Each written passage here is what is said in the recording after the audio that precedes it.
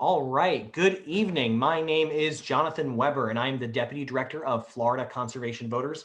And once again, it is my pleasure to bring you another episode of our continuing series of conversations with FCV endorsed candidates tonight. I am delighted to have Nancy Metayer, who is running for Commissioner of the City of Coral Springs. Nancy is an environmental scientist and a former member of the Broward County Soil and Water Conservation District with a decade of public service experience leading on issues ranging from environmental advocacy to disaster relief. Nancy is a graduate of Florida A&M University, where she received her Bachelor of Science degree, and Johns Hopkins University, where she received her Master of Health Science degree. Nancy, I really have to tell you, I'm a huge fan of yours because I too grew up in Broward. I lived all over the county, but mostly in the Davie and Plantation area. Of course, I've been to Coral Springs many times. I spent many weekends hanging out at the Coral Square Mall. We can talk about that another time, but I like that mall. But I do now live in Tallahassee, and you are a Rattler, and FAMU is about a mile from my home now. And so I love all that about you, and I've been really excited about tonight's conversation. Well, thank you so much for having me, Jonathan. It's a pleasure to share space with you and to talk to a fellow environmental warrior and a South Floridian who is also knows a little bit about Tallahassee, and I would love to share some Tallahassee stories with you as well. As you mentioned, I am a proud Rattler, and I am so excited to be here this evening to share my vision for Coral Springs as we talk about moving our city forward in an environmental, sustainable, and resilient way. That's fantastic. And so Nancy, just to be clear, you are running for Coral Springs Commission. Now, just so the viewers know, FCV, we haven't really spent too much time endorsing in local races. This is the first year we're really going into local races. And I just am delighted that we get to talk with Nancy in this first year. We're kind of diving into local races. So anyway, can you just remind our viewers why local government matters for environmental protection and climate action? Absolutely. Yes, I am running for Coral Springs Commissioner seat 3. Local governments are especially important because we have the opportunity to create real change. If you don't know this by now, your local government impacts every aspect of your daily life, whether that's your water bill, your light bill, your city services, your trash pickup, all of that is based on your local government. Now, as we talk about local government in the context of Coral Springs, we have the power to control emissions released within our municipality, whether that's cars, public transportation, buildings, i.e. infrastructure. I also want to really reiterate a lot of the resolution and ordinances that can be created through local government. As city commissioner, I will work closely with our commission and city manager to create plans to reduce greenhouse gas emissions.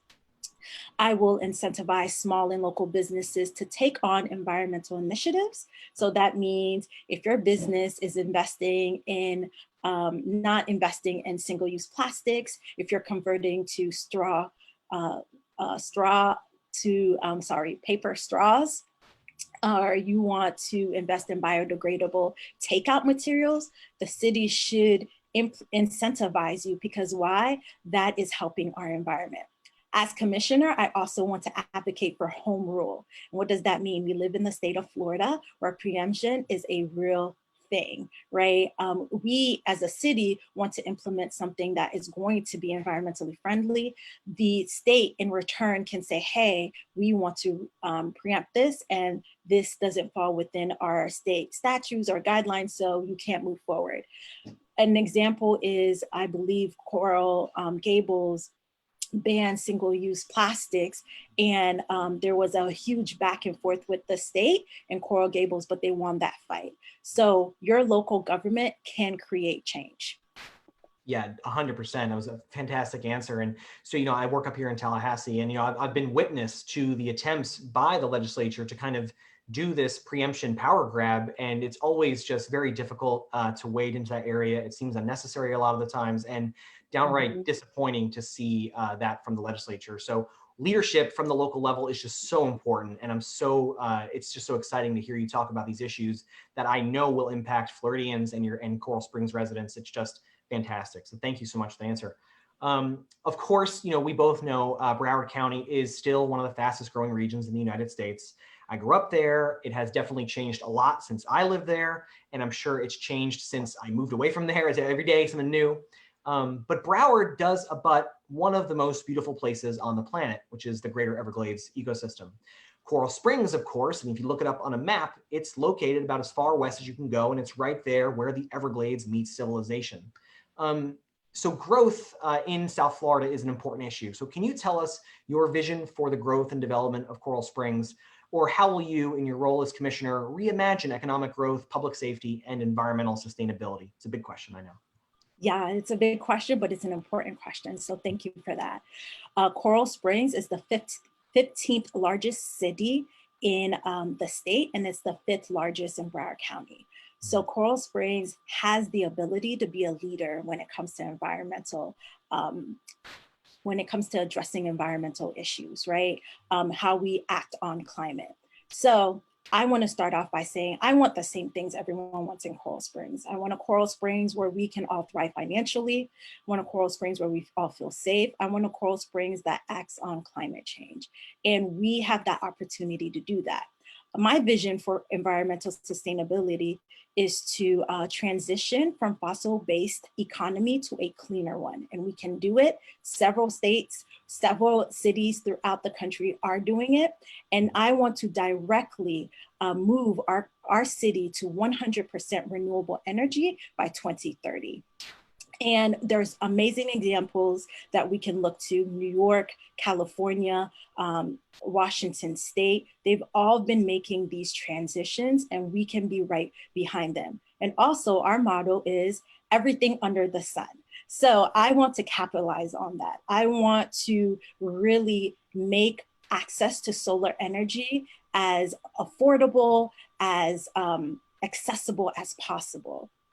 And so we really want to work closely with the Broward County to figure out ways that homeowners can get solar panels installed in their homes, and work with our city manager to make that happen. Also, in the state of Florida, we don't have any major solar manufacturers. We have a great industrial park in Coral Springs. We're right off the highway. Why don't we bring this industry to Coral Springs? I think that we can be that place. We can be innovative. We're right there near public transportation, 595, I-95. Let's grow this local economy. Regarding economic development, right now, as you mentioned, we are growing a lot. We are developing our downtown corridor. So I want to invest in low carbon buildings, incentivize net zero buildings, and create more sidewalks, bike paths, canopies for bus stops to protect from extreme heat. As you know, South Florida is ground zero for climate change, and with climate change is extreme heat. And if we want to encourage people to get out of their cars, then we need to make it fun for them to get out of their cars and make it more accessible to them. And then when we talk about public safety, really want to talk about green spaces. Research shows the more green spaces you have, the healthier you are, the better you feel. Coral Springs is known for its thousands of parks. I'm exaggerating, but we have a lot of parks here and they're beautiful. So really want to ensure that we invest in more green spaces, and when we are building the downtown Coral Springs area, that we implement green space infrastructure in that too, whether it's green space on the walls, green space on the roof, because that absorbs our carbon dioxide and better air quality, so public safety. And then want to invest in carbon farming. Which employs methods that capture and hold carbon, and it reduces the needs of synthetic fertilizers. Fertilizers produce runoff. Runoff gets into our drinking water and creates all these different types of health impacts that we don't really need to deal with right now. And then lastly, because we sit in the Everglades and we also are not known for being on a coastal city, but we still will get the impacts of sea level rise. It's just that it's gonna come under us. So that means that we have to update our infrastructure in a way that we can combat saltwater intrusion. If we do not invest in our infrastructure, that means that The salt water will erode our pipes, and then that leads to issues with our drinking water. And again, we all know how important our clean drinking water is. And then I forgot to mention to you, innovative transportation. As we're developing our downtown corridor, I really want it to be sexy, like make climate change and acting on climate change sexy. So electric car sharing, bike sharing, charging stations throughout the city. So folks are like, I want to drive an electric car and I can charge my station here and I can walk here, make it sexy to act on climate. Nancy, I can't explain to you, like, I love that answer so much. And it was, what strikes me the most about your response there is that it's really, it's a comprehensive response to climate change, which is something that I think a lot of people are learning more about, is that climate change is not just like a sea level rise problem, right? It's not just something that's going to affect coastal homeowners or the condos there on the beach, wherever it is. It's going to affect all of our way of life in Florida and all over the world, but especially here in Florida. And the fact that you were thinking about, carbon sinks and, green buildings and public transit and infrastructure inside your city in Western Broward County, I think is just remarkable. And that is leadership, real climate leadership that we just need. And so thank you. That's just fantastic. So you grew up in Coral Springs. So I'm just curious, what would you do to make your community just better and more inclusive? This doesn't necessarily have to be environmental. So just in general, what would you do? So growing up in Coral Springs was fun. Like you, I had many memories at Coral Square Mall, the teen center. I don't know if you remember that. But what I remember the most is having various types of friends. I went to a fair share of bar and bat mitzvahs, also a lot of quince and quinceañeras. And I thought those were very important. I also had a large group of Muslim friends where I would go to Eid or mosque or celebrate Eid with them or go to mosque with them. And it's something that I learned through Unitown.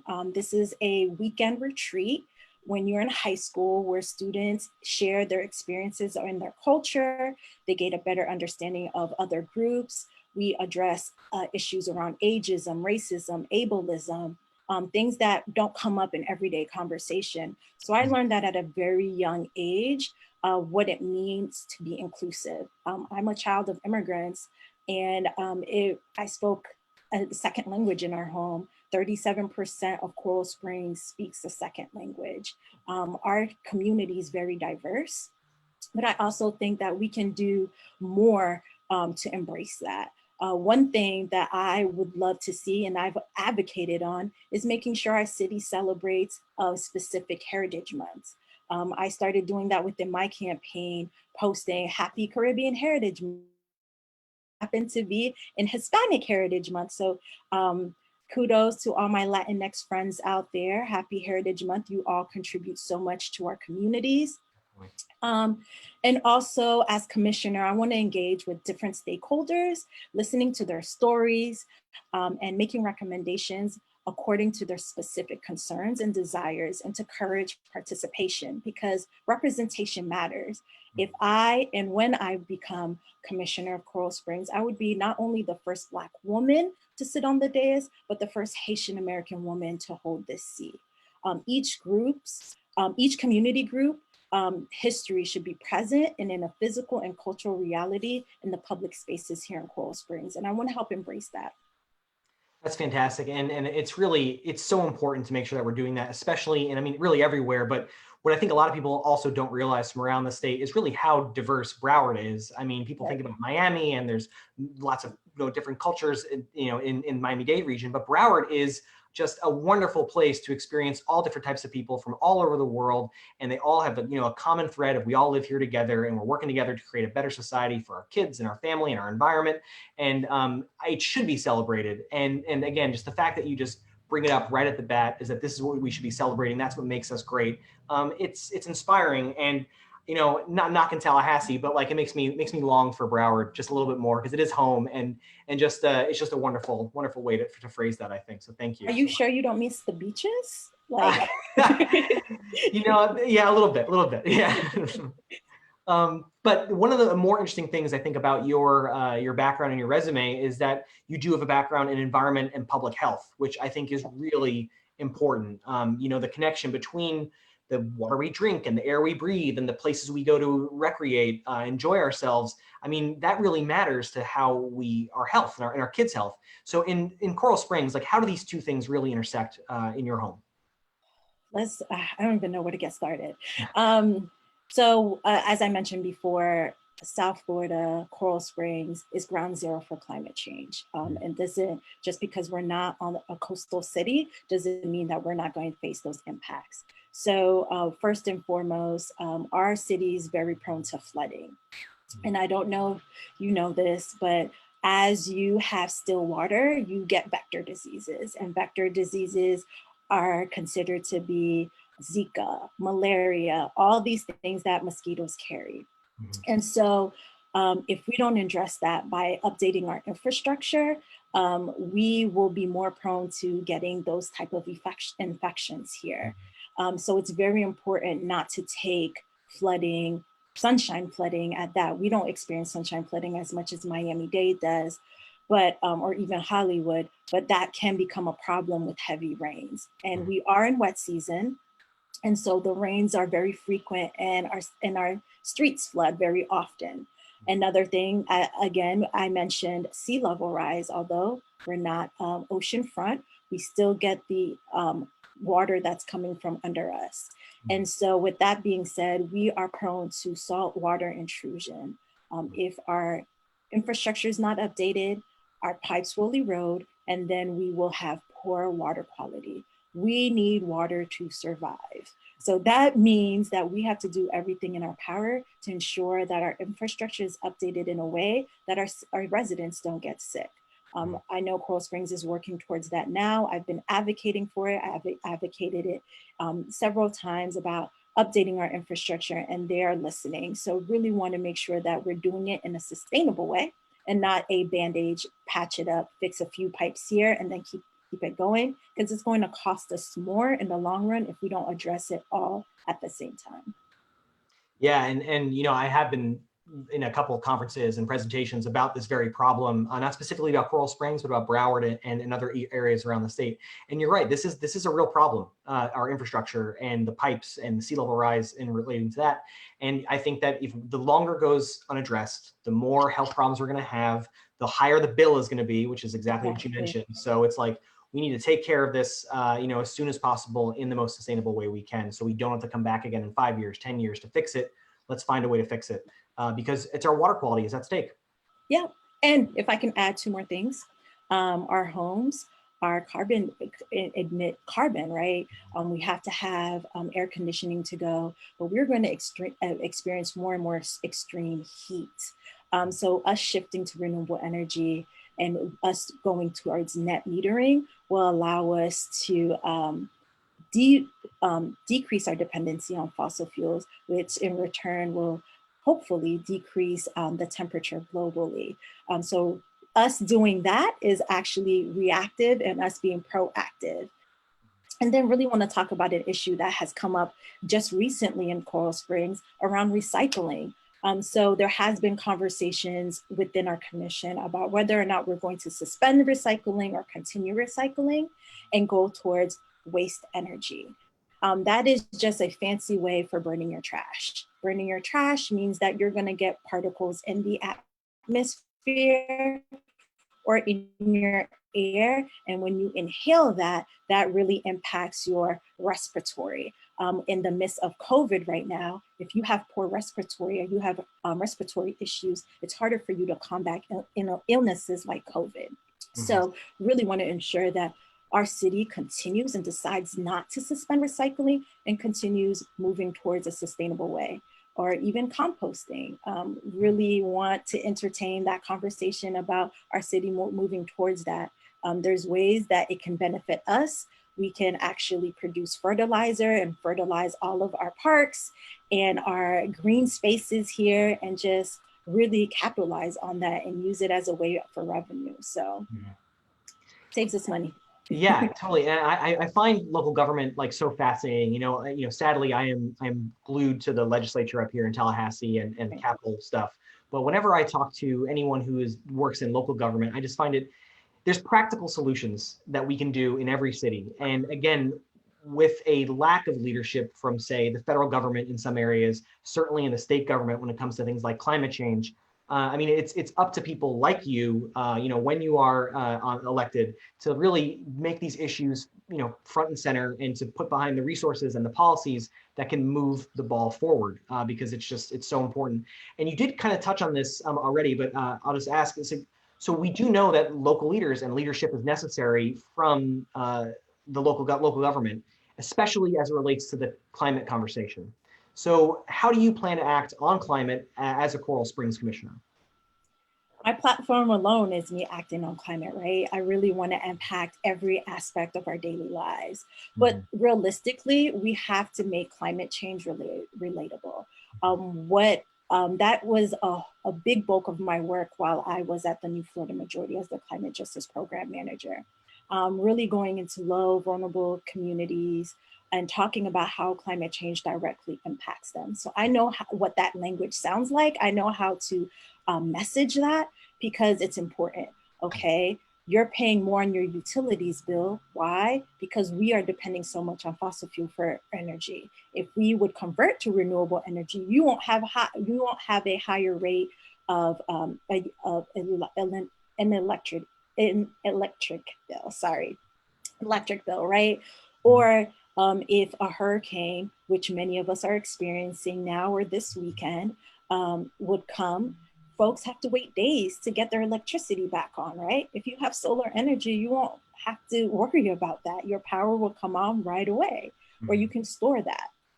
And also want to talk about bridging the gap, about how climate change impacts us. Again, relatable. Two, every city wants to ensure they're environmentally friendly. So what I would say is making sure that biodegradable, non-use plastics in all of our events is present, and for us to be a leader. Our city will say, yes, we're environmentally friendly, but if everybody goes to a city event and they see garbage everywhere, you see folks using styrofoam, then it kind of doesn't represent the message that we're saying. So like really investing in being the example of what it means to act on climate. So I want us to be that leader. Again, I mentioned we're 15th in the state as the largest city, and we're the 5th largest in Broward County. If we center or positions ourselves as the leaders, everybody else will follow suit. And I think we have the opportunity to do that. Yeah, and that's wonderfully put. And again, so I try to tell people all the time who might live in Florida or other states where there is a lack of leadership from the state level, is like, look to your local government, look there, and start electing leaders who really care and have a plan, like you do, to really move the needle on climate change, because we need action at every place we can get it.